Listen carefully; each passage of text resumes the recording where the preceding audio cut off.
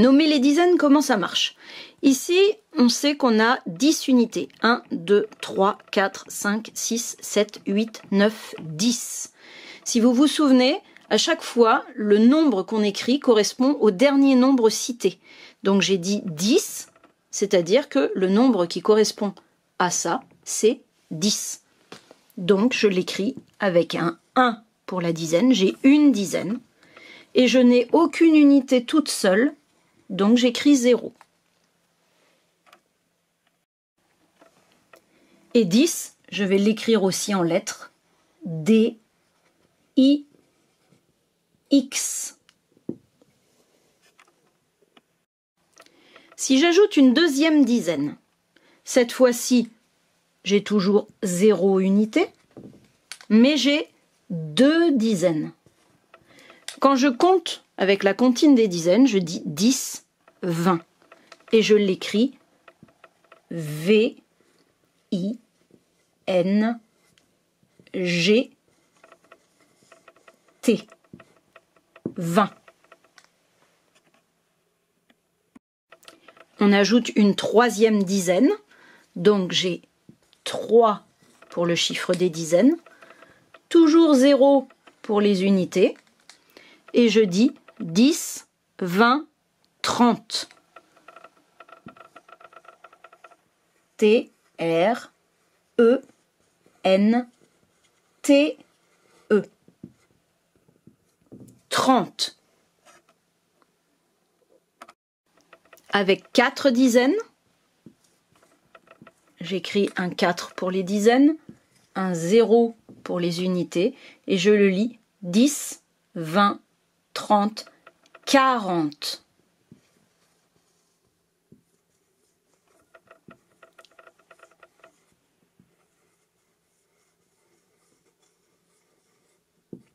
Q-U-A-R-A-N-T-E. 40. 5 dizaines. De la même manière qu'avec 3 dizaines, on entendait tr et ça faisait 30. 4 dizaines, on entendait k et ça faisait 40. 5 dizaines, ça fait 50. 10, 20, 30, 40, 50. Donc un 5 pour les dizaines, un 0 pour les unités, et je vais l'écrire avec les lettres du mot 5, C-I-N, Q, U, A, N, T, E. On retrouve bien le mot 5 de 50. Avec 6 dizaines, 1, 2, 3, 4, 5, 6, 10, 20, 30, 40, 50, 60. J'écris 6 pour les dizaines, 0 pour les unités. Là aussi, je vais récupérer quelques lettres du mot 6, mais pas toutes. S, ensuite le OA au I, un X qui va faire S, A, N, T, E. Les lettres du mot 6, je les retrouve ici, S, I, X. Voilà. 6 dizaines, 60. Le problème, si problème il y a, c'est qu'à partir de 60, tout va changer. On va avoir donc 61, 62, 63, 64, 65, 66, 67, 68, 69. Et là, bizarrement, on va changer. On ne va pas avoir un mot particulier pour parler des 7 dizaines. Voilà, après 69, on se retrouve avec 70 unités. 10 unités, on a dit que c'était une dizaine. Et bien tout simplement, je vais essayer de décaler un petit peu. Hop. 60 plus 10 unités, c'est 70. Donc on a juste à changer le nombre de dizaines. Maintenant on en a 7. Et on rajoute juste 10 derrière le mot. 70. Alors ici, on a nos 7 dizaines.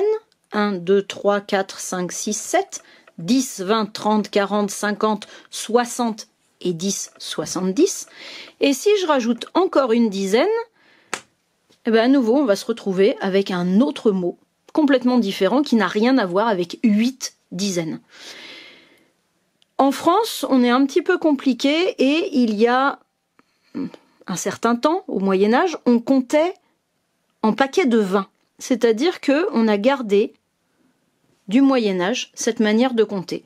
Donc, je fais un paquet de 20, un deuxième paquet de 20, un troisième paquet de 20 et un quatrième paquet de 20. Avec 8 dizaines, je peux faire 4 paquets de 20.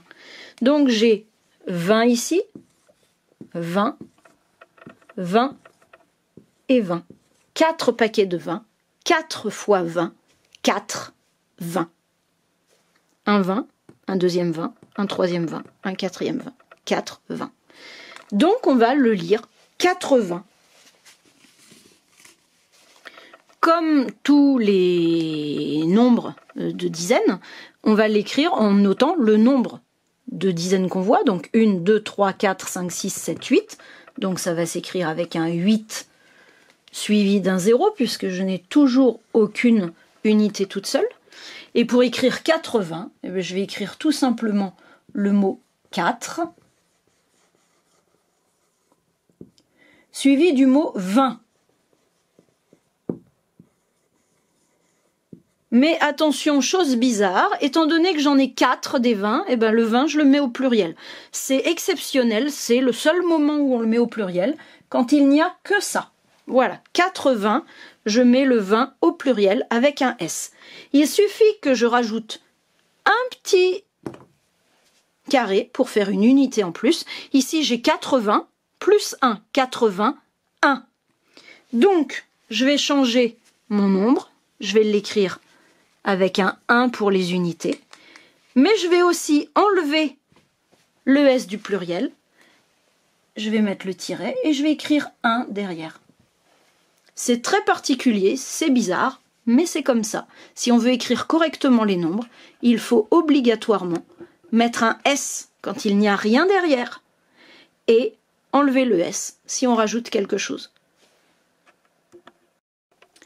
Avec 80, il va se passer exactement la même chose qu'avec 70, c'est-à-dire qu'au fur et à mesure qu'on va compter 81, 82, 83, 84, 85, 86, 87, 88 et 89.